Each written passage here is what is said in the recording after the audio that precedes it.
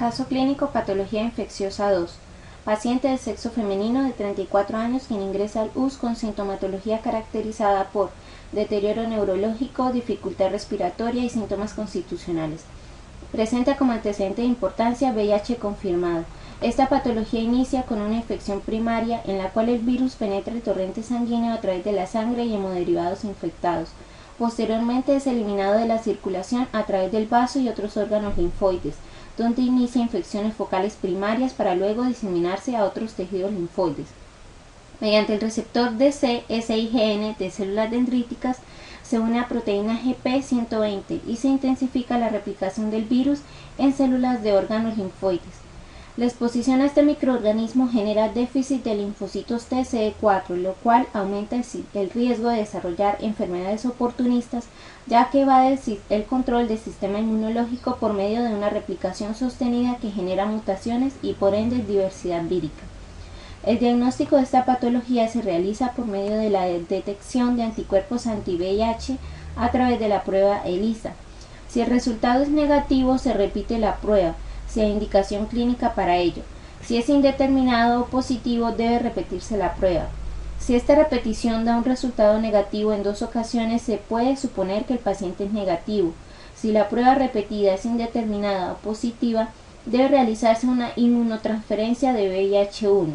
Si es positiva, el diagnóstico es de infección por VIH.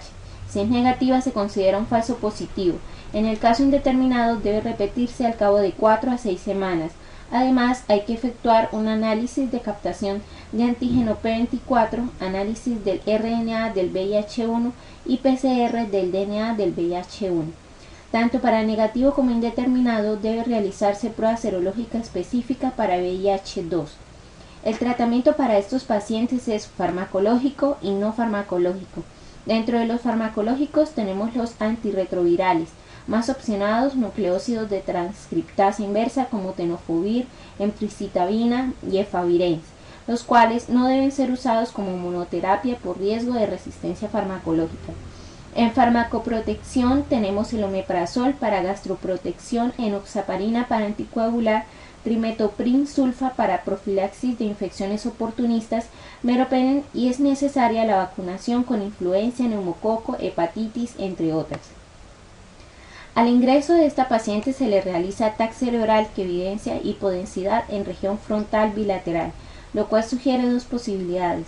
La primera, neurotoxoplasmosis, una enfermedad que inicia con la ingestión del quiste hístico, seguido de la liberación del parásito, el cual invade el sistema digestivo del huésped para luego diseminarse al sistema nervioso central, músculo esquelético, tejido linfático, placenta, retina y miocardio. En pacientes inmunocompetentes, los taquizoitos son secuestrados por mecanismos inmunitarios que destruyen parásitos extracelulares y células blanco infectadas mediante linfocitos específicos. En pacientes inmunocomprometidos hay persistencia de taquizoitos que llevan a la progresión de la destrucción focal con posterior disfunción de órganos. Para diagnosticar esta enfermedad se tiene en cuenta la sintomatología caracterizada por confusión, demencia, letargo, convulsiones, cefalea y signos neurológicos focales como afasia y parálisis de pares craneales. Por medio de la serología se detecta anticuerpos IgG e IgM contra toxoplasma a través de pruebas como ELISA y ELISA-IgM de doble emparedado. A nivel molecular, mediante PCR en tiempo real de líquido cefalorraquídeo, se establece el genotipo y secuencias polimórficas. A través de la neuroradiología se evidencia lesiones profundas focales o multifocales con refuerzo periférico o excéntrico de contraste pronunciado. Esto se logra por medio de TAC y resonancia magnética. Para el tratamiento se utiliza pirimetamina, ácido fólico o conocido también como leucovorin y sulfadiazina. Este esquema durante 6 a 8 semanas y si no hay mejoría se debe replantear el diagnóstico. La segunda opción que podría explicar los hallazgos del TAC es un linfoma cerebral primario, común en VIH en sus fases tardías, es de pronóstico desfavorable y suele contener el virus de Epstein-Barr. El diagnóstico se basa teniendo en cuenta la sintomatología, como defectos neurológicos focales, alteración de pares craneales, cefalea, convulsiones y fiebre no explicada. y por medio de la neuroradiología se detecta lesiones profundas de 3 a 5 centímetros con refuerzo en anillo en cualquier región cerebral. El tratamiento más opcionado es quimioterapia con metotrexate, 2 a 3 gramos por milímetro cúbico cada 3 semanas por 3 ciclos, y puede seguir radioterapia en algunos casos. Además, se debe dar enoxaparina para evitar trombosis.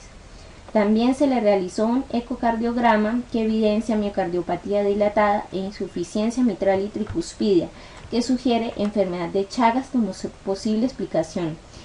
Esta es una enfermedad dada por la infección del parásito Trypanosoma cruzi, el cual se transmite a través de insectos hematófagos que se multiplican en su intestino y son eliminados por las heces.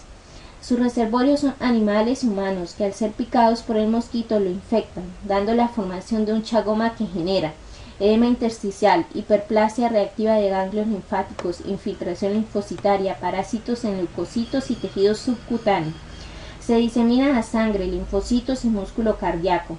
En este último se presenta adelgazamiento de paredes ventriculares, aneurisma apical y crecimiento ventricular, generando insuficiencia cardíaca congestiva. Esto causa disminución de la capacidad de bombeo del corazón, llevando a activar el sistema nervioso adrenérgico, sistema de citoquinas y sistema renina-angiotensina-aldosterona. Esto tiene una activación sostenida que genera a corto plazo restablecimiento de la función cardiovascular y la ausencia de síntomas. A largo plazo genera daño del ventrículo izquierdo y descompensación cardíaca. Siendo consecuentes con la sintomatología, el diagnóstico se enfoca hacia una posible reactivación de la tripanosomiasis o a un proceso crónico.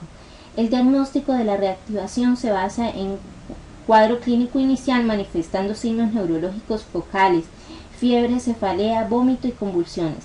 La neuroradiología detecta lesiones de áreas hipodensas únicas o múltiples con refuerzo en anillo en áreas subcorticales. Además, se debe hacer detección de mastigotes de tripanosoma por medio de biopsia o líquido cefalorraquídeo. Este último también se acompaña de elevación de proteínas y pleocitosis linfocitaria leve. En el cuadro crónico es importante la sintomatología caracterizada por trastornos del ritmo, miocardiopatía y tromboembolias.